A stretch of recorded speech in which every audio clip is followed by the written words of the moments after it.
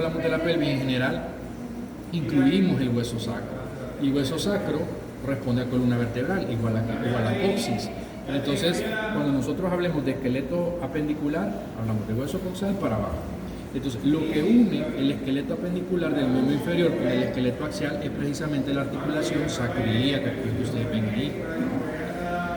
Más adelante o por ahí van a encontrar ustedes de que esa articulación es reforzada por 3 ligamentos que se llaman exactamente igual a la articulación, ligamento sacroiliaco. Hay uno anterior, uno posterior y uno interoso. Y el interoso, pues, de manera comparativa, el interoso es como el más fuerte de todos. Pero para ir como mencionando algunos datos importantes. Entonces, aparte de eso, tenemos que ir mencionando de que existen puertas de comunicación. Las puertas de comunicación en sí, desde la pelvis, desde exactamente el hueco pélvico hacia otras regiones del cuerpo, regiones que se encuentran de manera adyacente. Pues aquí de manera general vamos a mencionar de manera adyacente, por ejemplo, el muslo, el glúteo, el periné, que aquí pues no tenemos la parte de genitales ni el periné, pero sí también se relacionan de manera directa. Entonces, para comenzar vamos a hablar de la primera puerta de comunicación. Eso que está iluminado ahorita en color verde es el famoso ligamento inguinal. ¿Okay?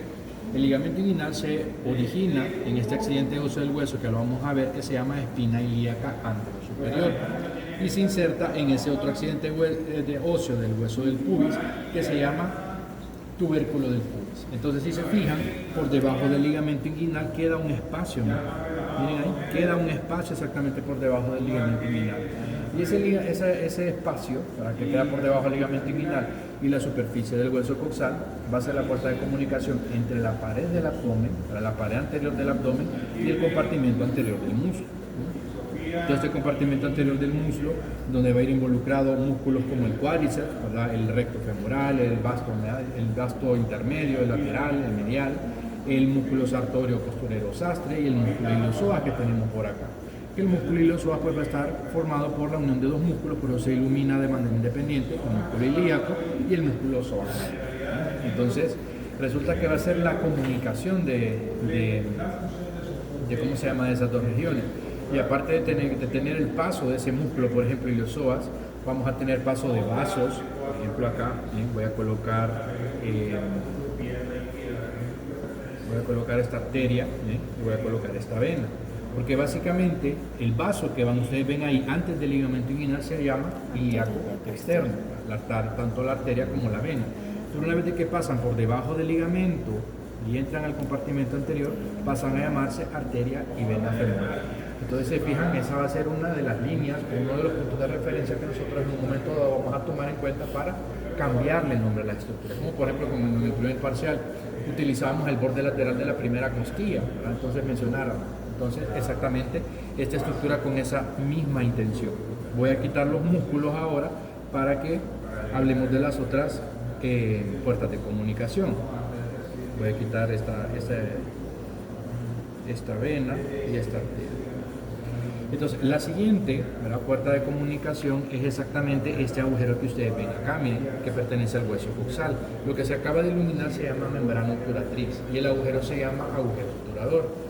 Entonces, literalmente, esa va a ser la puerta de comunicación entre el hueco pélvico y el compartimento medial del muslo. Ahorita que hablemos de muslo, que cabe señalar que muslo solamente es la parte del miembro inferior que se extiende desde la articulación de la cadera hasta la rodilla, porque nosotros a veces de manera errónea le llamamos pierna a todo el miembro inferior. Y pierna solamente es entre rodilla y tobillo. Eso es lo que se llama pierna básicamente. Entonces, cuando nosotros hablamos de esa puerta de comunicación, es lo que comunica exactamente el hueco pélvico con el compartimento medial del muslo, o también conocido como compartimento de los aductores, aductores. Entonces, por ahí van a pasar el nervio obturador, la arteria obturatriz y otros elementos de importancia que en su momento pues vamos a ir completando en el desarrollo de cada uno de los temas. Entonces ya tenemos otra puerta de comunicación, son 4, allá vamos 2.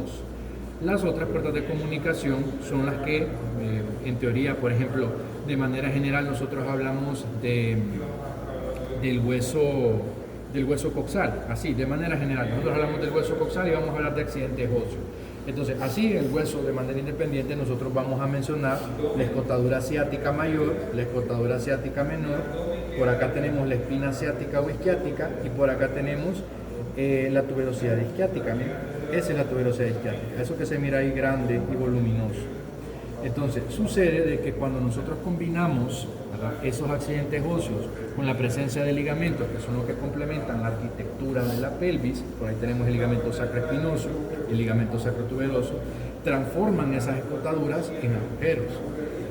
La que ustedes ven ahí en grande es la escotadura ciática, perdón, el agujero ciático mayor. Por ahí pues van a pasar músculos, por ejemplo como el músculo piramidal o piriforme, que nos va a servir en un momento dado como referencia. Si quieren hacer para allá, miren, porque hay algunos que no ven. Algunos puntos de referencia, por ejemplo el músculo piramidal o piriforme, que si lo colocamos por ahí, miren, ahí está, miren. El músculo piramidal o piriforme sale por el agujero ciático mayor.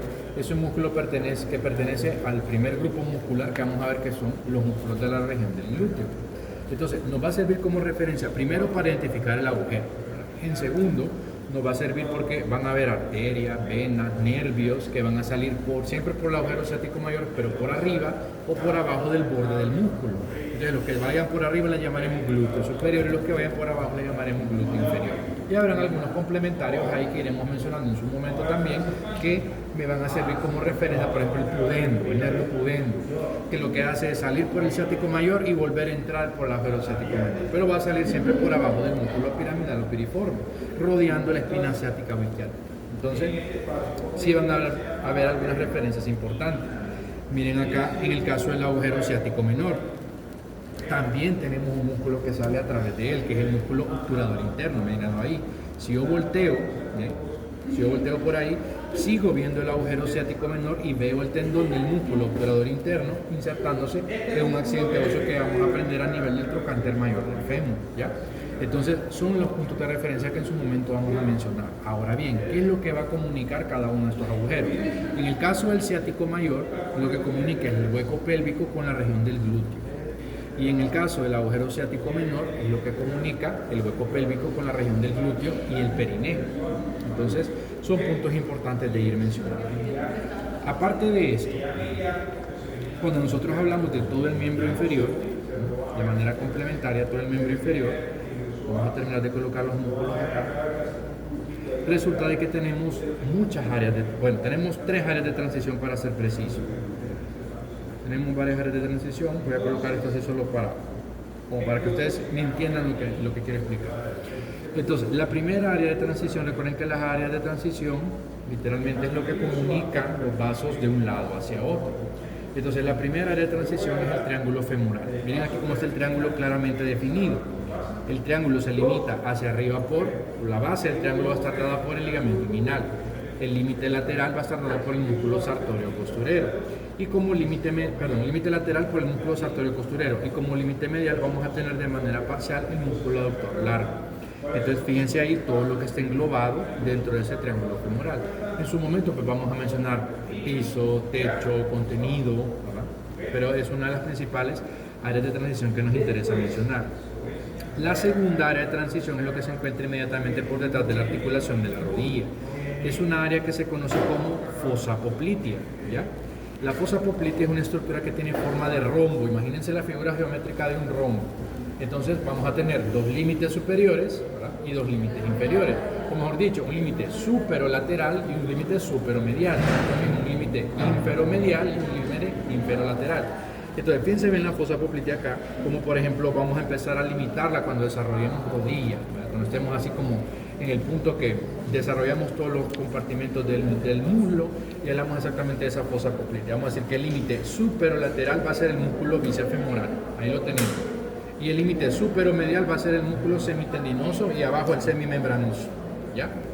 Ahora bien, hacia abajo vamos a tener las 2 cabezas del músculo gastronemio, que antiguamente se le llamaba músculo gemelo, pero el nombre correcto es gastronemio. Vamos a tener que la cabeza lateral va a formar el límite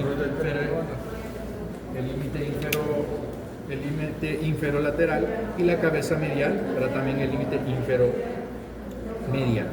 Entonces ahí tenemos limitada la fosa poplitea. En su momento también vamos a hablar del piso de la fosa, el techo, el contenido, las estructuras que se encuentran ahí adentro, hablando de vasos popliteos, arteria poplitea y bueno, y el nervio, en este caso el nervio tibial y el nervio peroneo común. En su momento vamos a mencionar qué características, por ejemplo, o hacia dónde se dirige el nervio peroneo común, a quién rodea para dar sus ramos terminales y continuar, ¿verdad?, con esas estructuras que se continúan a nivel de la pierna. Entonces, literalmente a través de la fosa poplítea, donde las estructuras van a pasar desde el muslo hacia la pierna. A nivel del muslo hay un músculo muy particular, que nos sirve como punto de referencia. Bueno, nos sirve como punto de referencia para poder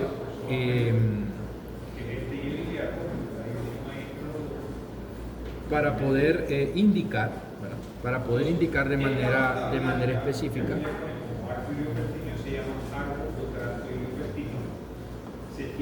Entonces, en el caso de este músculo que está iluminado ahí en color amarillo, ese músculo recibe el nombre de aductor magno o aductor, bueno, aductor magno es el nombre correcto.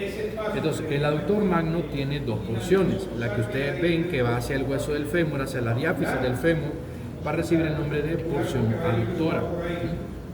Pero también hay otra región que se extiende de la tuberosidad isquiática hacia un accidente óseo que vamos a aprender a nivel del fémur, que se llama tubérculo del aductor.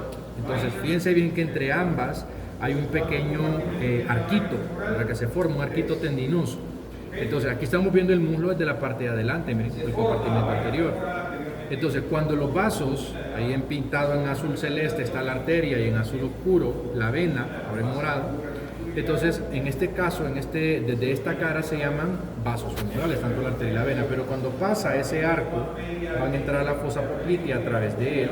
Vamos a quitar aquí un poco el semitendinoso y el semimembranoso, para que puedan ver ustedes el arquito, miren, nuevamente hay el arquito, como esos vasos, al momento de que pasan por ese conducto, que se le conoce como conducto de los aductores o canal de Hunter, entonces pierden el nombre de femorales y pasan a llamarse arteria y vena poplitea.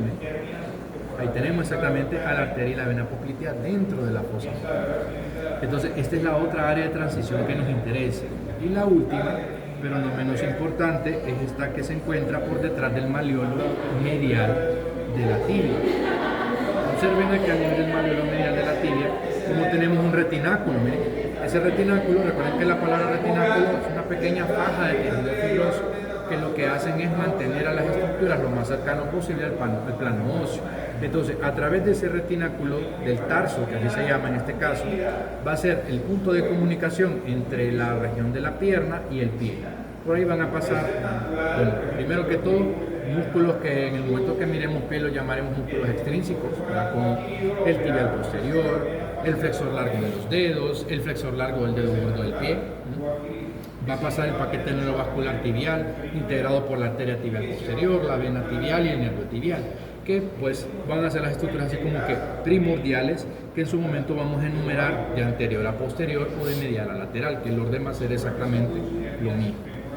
Entonces, otra cosa importante que cabe señalar en el caso del miembro inferior es de que para el primer dedo es correcto anatómicamente decirle dedo gordo del pie, ¿verdad? Es correcto.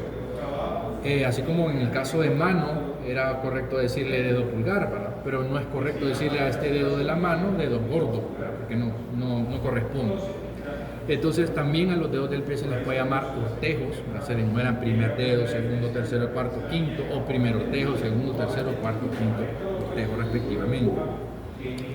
A diferencia de mano, por ejemplo, cuando nosotros hablábamos en el primer parcial en el tema de generalidad, decíamos que para nosotros relacionar los dedos de la mano entre sí, pasábamos una línea imaginaria, ahora una línea media exactamente por el tercer dedo hasta llegar hacia la base de la mano, para relacionar los dedos y mencionar, bueno, si están aducidos o abducidos. Entonces, en el caso del pie ocurre algo similar, con la diferencia de que la línea media pasa a través de la superficie del segundo dedo hasta llegar al talón.